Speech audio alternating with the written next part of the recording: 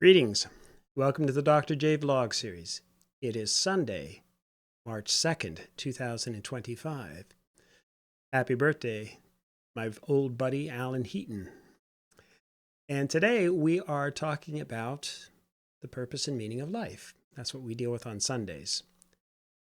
So, in that regard, in one sense, this whole notion of finding one's purpose and meaning in life would seem to be a rather solitary endeavor, right? A highly individualistic pursuit, a quest, if you will.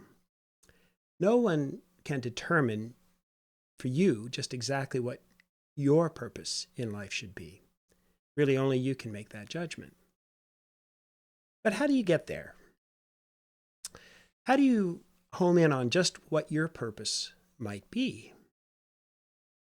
That requires, obviously, considerable reflection on your part, an honest assessment of your capacity, of your sensibilities, your personality, and that seemingly eternal search for meaning. In the extreme, though, there are those who are committed entirely to the pursuit of attaining theosis, or communion with God. That is, striving to live the life of the saints, a life of holiness. The ideal context for achieving that, historically anyway, has been monasticism, or renouncing worldly pleasures and pursuits to devote oneself to a spiritual life. Technically, one could suggest that that's the reference point, for example, for all Christians, since all Christians are called to the communion with God. In fact, that's what Pope Francis acknowledged in 2015 with his apostolic letter to all consecrated people. He wrote, "In this letter, I wish to speak not only to consecrated persons, but also to the laity, who share with them the same ideals, spirit, and mission." End quote. The monastic life serves as a source of inspiration for Christians who, anywhere and everywhere, who desire to grow closer to God through their mostly solitary monastic practices, habits, and virtues. Yet, we can extend that reasoning, I think, beyond Catholics, beyond Christians as a whole, for the individual pursuit of enlightenment in general, which has been expressed across countless religious and philosophical traditions. Most famously, perhaps, would be the story of Siddhartha Gautama, the spiritual teacher who, of course, eventually became known as the Buddha. He's said to have attained enlightenment, or Buddhahood, some 2,500 years ago by meditating under the fig tree, the sacred fig tree, the Bodhi tree. And again, depending on the story or who you believe, he may have done that for as long as 7 weeks or 49 days. And we have these days, I think, the image of monks living, in the wilderness, free of daily distractions and noises, the hustle and bustle of everyday living. And the life of a monk evokes the notion of God's special calling to lead a life of prayer, fasting, and penance. And speaking of fasting, we've just entered the holy month of Ramadan. According to the Quran, "O you who believe, fasting is prescribed to you as it was prescribed to those before you, that you may learn self-restraint." End quote. One should fast then from sun up to sundown for the entire month. That means abstinence from sex, food, drinking, and smoking. Fasting during Ramadan, also referred to as the Psalm, is one of the 5 pillars of Islam. And so ever since I met her almost 2 decades ago, my wife has fasted during Ramadan, or Ramazan, as she prefers to call it. And last year, for the first time, I decided I would join her for that full month of fasting. And now I'm a bit hooked on the whole tradition of the subject. Just finished fasting yesterday and will continue right until the end of the month.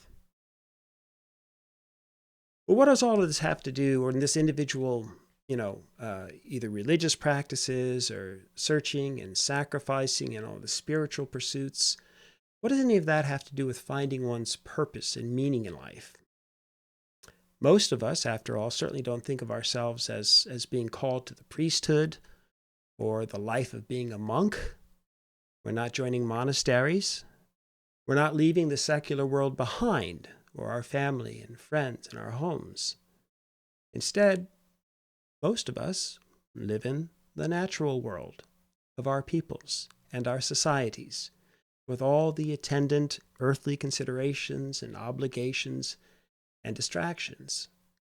We may still pursue our spiritual sides, to be sure, but even then, that'll usually be one pursuit among many earthly demands. Not to dismiss at all the importance of spirituality, which may still, of course, be at the center of people's lives, some people's lives at least. And yet, even if that's the case, you still have to decide upon your personal mission statement and the central purpose of your life, why you're here. And so here's my thought on how to proceed in that regard, in that quest, if you will. I believe there are periods in our lives when most of us can and should and even must carve out the time, the commitment, the energy to our spiritual pursuits in whatever form or format that might assume. And that's going to be different for all of us across, depending upon our societies, depending upon our cultures, and so forth. So, for example, I once took seriously, and I'm not making this up, I mentioned it yesterday in my humor vlog, but I mentioned the idea, and I took seriously the idea of entering the priesthood, the Catholic priesthood, and started meeting with Father Gould at Holy Spirit Church, learning about his particular journey, because he told me back at the time, he says, I was just a regular guy like yourself, Joe, too. I played sports, etc. And started studying Catholic teaching, more seriously, and looking into the demands of entering the seminary. So yeah, for a period of time, for about 6 months there, I was even looking into the possibility of entering the seminary. Well, obviously I didn't become a priest, but I'm glad to have experienced that deep period of reflection and learning. For some, even in their daily lives, they'll build their schedules and their daily rituals and routines around, to some degree, their spiritual beliefs, right? Things like, or include, for example, regular prayers at meal times or before bedtime, or if you're a conventional Muslim, maybe you're praying 5 times a day, and so on. In addition, though, I'd like to suggest that one can, should, and must determine one's purpose in life by living with and among the other peoples in our little corners of the world. Just as we cannot learn the human languages we speak in isolation, I don't think we can really learn much else about our culture or ourselves or our place in the world without interacting with and learning from others. Now, think of those who have most influenced you or had the most positive impact on your lives. Most of us can identify at least a couple of folks. Maybe it's within our family. Maybe it's a parent, a mother or father. Or many of us can even identify several people who have had a huge impact, have made a big difference in our lives. And in their own ways and through their own interventions and their relationships with us, we've gradually come to identify or develop a greater sense of self-worth, perhaps hope in our lives, hope for the future, and a sense of direction.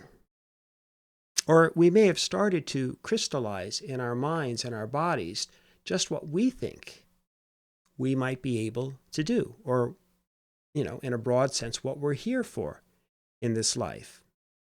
And sometimes that can come about almost in random fashion through some type of serendipitous encounter. And I just want to give you one real life example. So in middle school, for me, in grades 7 and 8, I was a pretty deeply troubled young adolescent.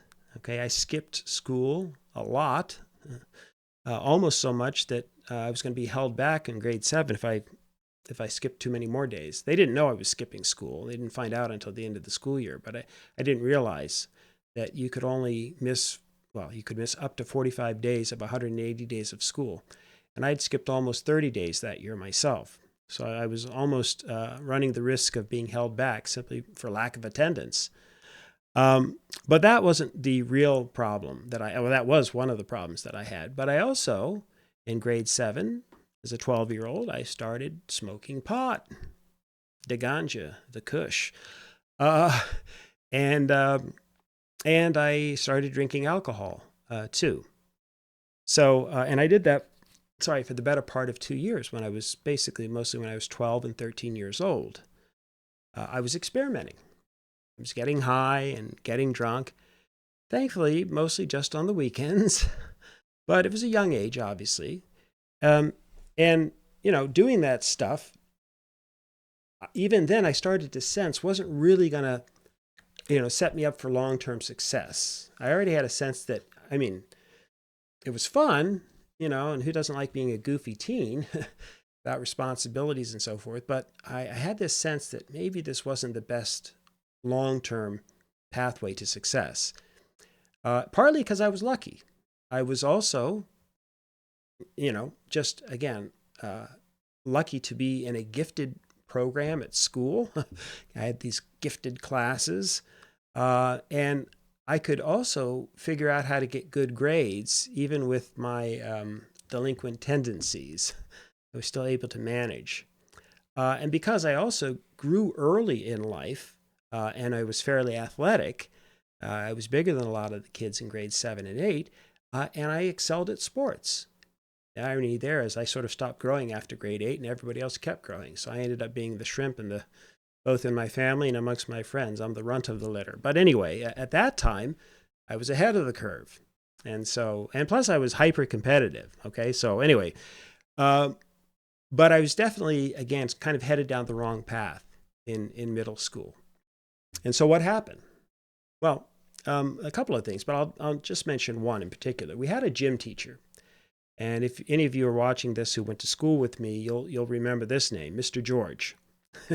And we used to make fun of Mr. George. He was our grade 7 gym teacher. He had the crew cut. He was the military man, the no nonsense background, and so forth. Never smiled. I don't ever remember the guy smiling. But anyway, and I had a bit of a personal beef with Mr. George too, because he gave me the only B in gym class in my lifetime. I always did well in sports, and I always got A's. That was the automatic A, as it was for many kids, not just me. But he gave me a B in grade 7, mainly because of my attitude and because I missed so many classes. Anyway, the following year, in grade 8, we had something called field day, with all kinds of, track and field events, athletic events, where we competed with each other across the school. And I did quite well, as it turns out, in several of the events, but especially in the long distance running events, which I think I won, if I'm not mistaken. I also did really well in the broad jump. I used to have really good hops back in the day. And surprisingly, I think I set the school record for pull-ups. I was long and skinny, so I didn't weigh a whole lot, but I was pretty strong at that time relative to my weight, so I could do a whole bunch of pull-ups. That record got broken pretty quickly thereafter, but I can say at least for a period of time I held the school record for pull-ups at Robert Frost. Anyway, so I was feeling pretty good about myself. At the end of the field day, I'd done pretty well in a number of events, and I had my awards, etc. And Mr. George saw me, and so he said, "Mikowski, I want to talk to you." And I thought, uh-oh, what have I done now? Because I was sure I was in trouble. And he had that serious tone that he always had. So it's a bit intimidating. But anyway, he pulled me aside. And then he said my name and these 4 words. So 5 words in total. And this was all he said. Nothing else. I didn't know what he was going to say. But almost 50 years later, I still remember vividly exactly where we were when we had this brief little conversation and exactly what he said. Okay? And it was my name and the following 4 words. He said, "Mikowski, don't sell yourself short." That was it. No hugs or anything, or, effusive praise or anything like that. Just a simple command from the drill sergeant, Mr. George. And I really soaked that in. And guess what? I decided shortly thereafter to quit the drinking and the smoking and, the weed. Well, I never smoked cigarettes. Thankfully, I hated the taste of cigarettes. I tried them like a lot of kids did, but I never became a cigarette smoker. But I did do a little bit of the, for a couple of years there in middle school. Interestingly, and perhaps ironically, I haven't done it since then, even though it's now legal. So yeah, I'm missing out now. But anyway, I gave all that stuff up. And it wasn't that I was some, there was like some moral issue or, I envisioned myself living this clean and pure life or anything like that. It was much more of an instrumental decision. I had fun as a kid, getting hammered, being goofy, getting stoned, all that sort of thing. But I didn't really find it all that fulfilling. And plus, I really found that it hampered my ability to do as well as I could in other things that I thought might still matter, which, I did still care about my marks. I wasn't overly obsessive about them, but I knew I wanted to get decent marks because I guess I'd already learned, from my family background and all the pressures put on me that, yeah, you got to make decent marks. You got to go to university at some point.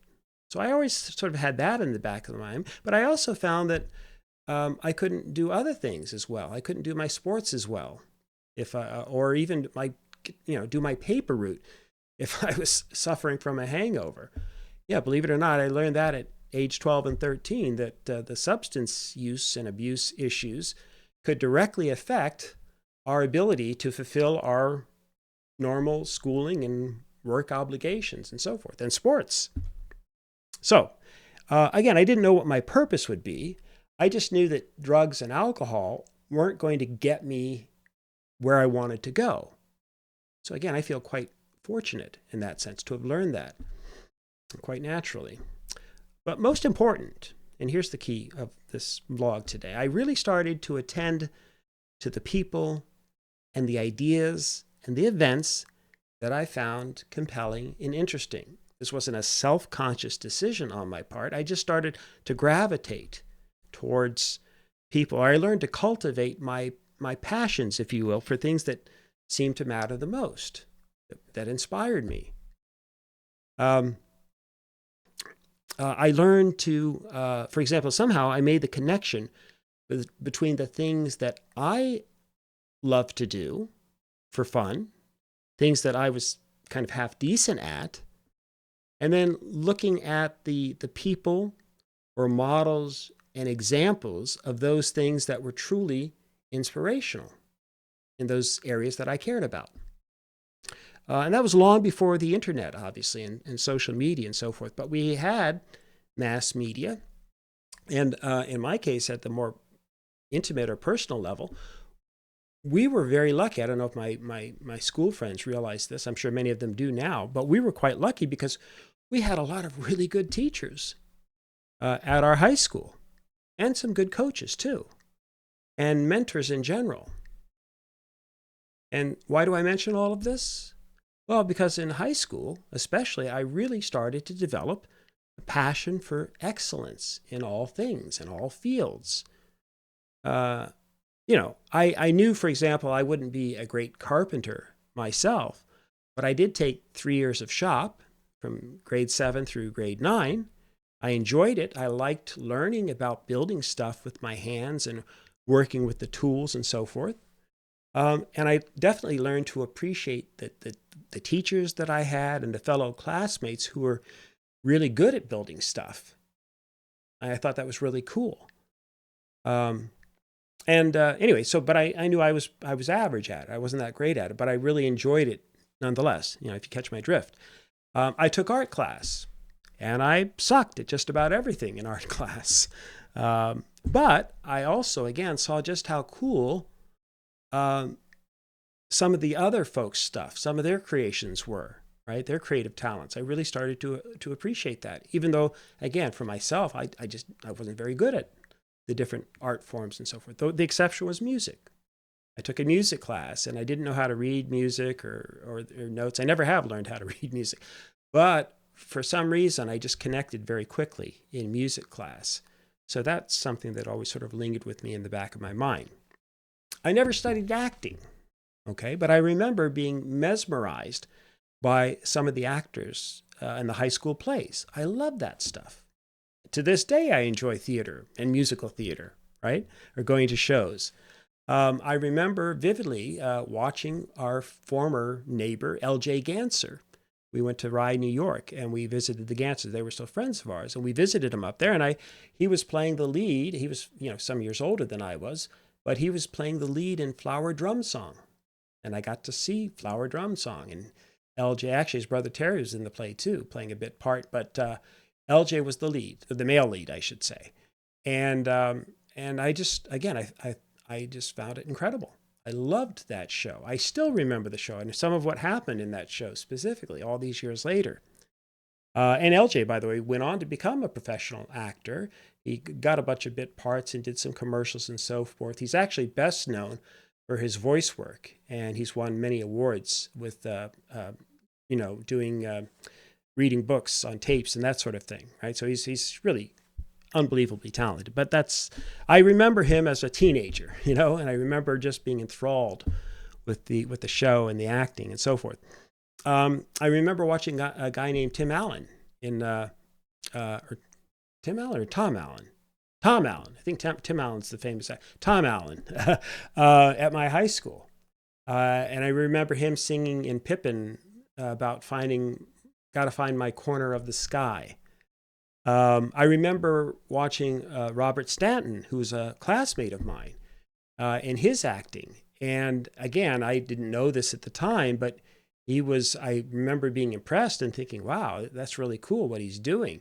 Well, that guy went on to become a professional actor too. In fact, he played in the original Dennis the Menace movie, I think, back in, when was that? Early 90s, something like that. I'm sorry, I don't remember off the top of my head.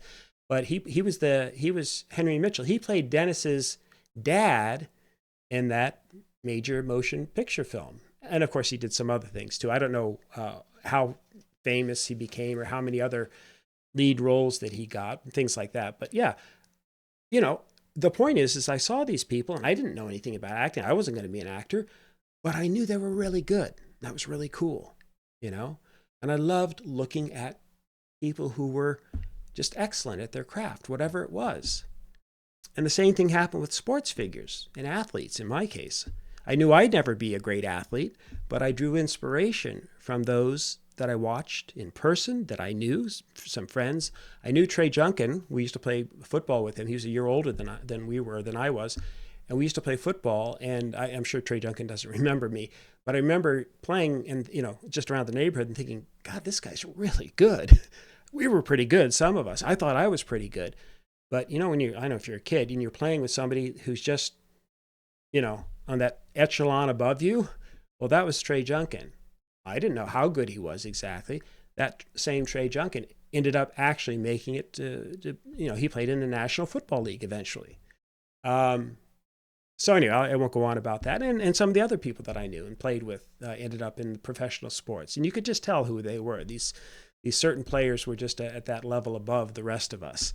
But I always thought that was so cool, watching, how amazing some of these people were.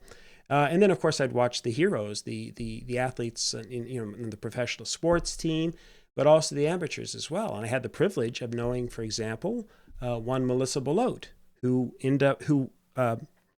trained. I got to train at the same pool and at the same team as Melissa Belote. And she's the same Melissa Belote. She's about 6 years older than I am, who went on to win 3 gold medals at the 1972 Olympics, and so on. But most important of all, I started to see the genius of others in literature and languages and mathematics and the sciences. And the more I studied at school, the more I realized just how brilliant people could be from across different disciplines. And finally, in my late teens, I started to become a voracious reader. I was never much of a reader growing up, but I started consuming everything that I could find, from the humanities through the hard sciences. And I realized that my passion was for learning, scholarship, working with ideas, learning how to express ideas, and then learning how to share information with others. And so when I finally attended university, I selected courses not just based on my major per se, or what was required for my degree, but I self-consciously sought out and enrolled in the classes with the best professors. We didn't have ratemyprof.com back then, but people had reputations, and you knew who the best professors were. And the point was I wanted to go to study with those professors, those who had the best reputations and those who were unabashedly passionate about their subject matter. And once I saw that up close and personally and repeatedly over the next few years, I knew that that's what I wanted to do. I learned a lot from those professors, and I learned that, I loved how they taught. They had different styles, different subject matter, but I thought, yeah, that's what I want to do. Right? And so, and that is eventually what I did end up doing. Right? And as a result, I've spent most of the last 40 years being a university professor. I wanted to study broadly, but then also deeply in one particular field, and then use those abilities to conduct research and to teach. If I'd had the same passion and abilities with woodworking, for example, I think I would have tried to be a master carpenter. But instead, I just learned how to build decks because I enjoyed it, and simpler projects.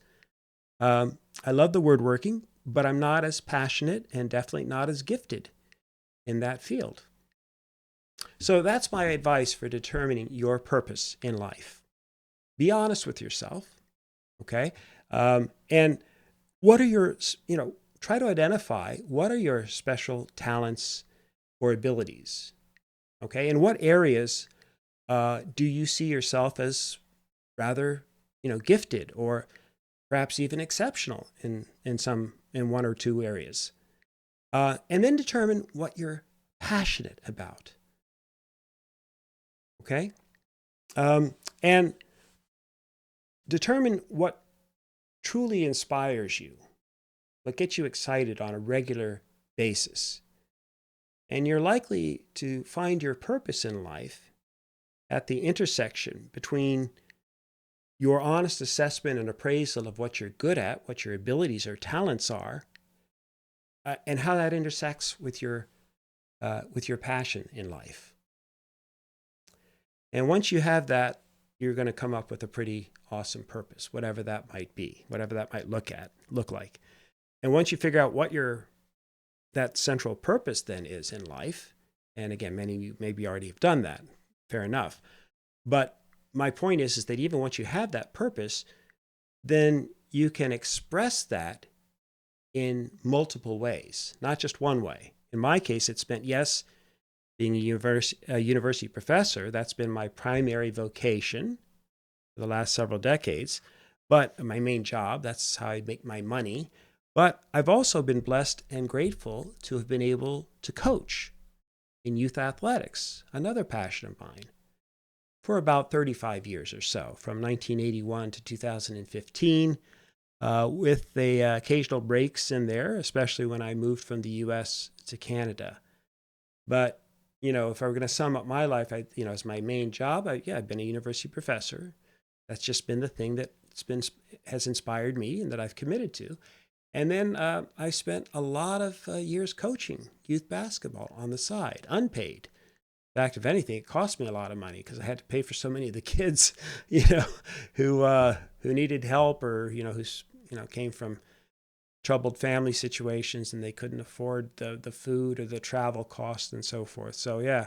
But anyway, and then I suppose this vlog might be another kind of way of expressing my purpose in life.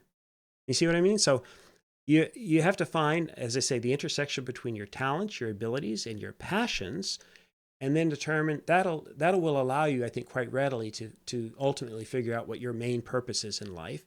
And then you can express that purpose through multiple ways, both professionally and in your personal life. And you'll find that, I think, generally speaking, incredibly fulfilling. And so here's what I'd like to do next. I'd like to interview some of you to find out about your journeys and how you found your purpose and meaning in life. And then hopefully get you to share that story through the vlog. Okay?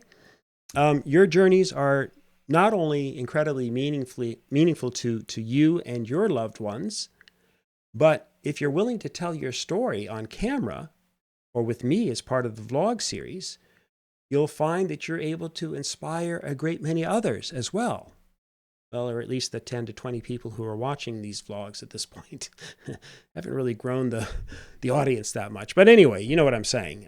So let me know if you're interested in the comments, or contact me through my email, dr.joseph.mikowski@gmail.com. You can find me online too. I'm out there in the internet. And in the meantime, though, hopefully I get to talk with some of you, and we'll extend this series on the purpose and meaning of life by sharing some of your stories. So in the meantime, may you and yours continue to create peace in your lives and nurture love in your hearts, and give someone a hug who really needs one today, even yourself. We'll see you next time.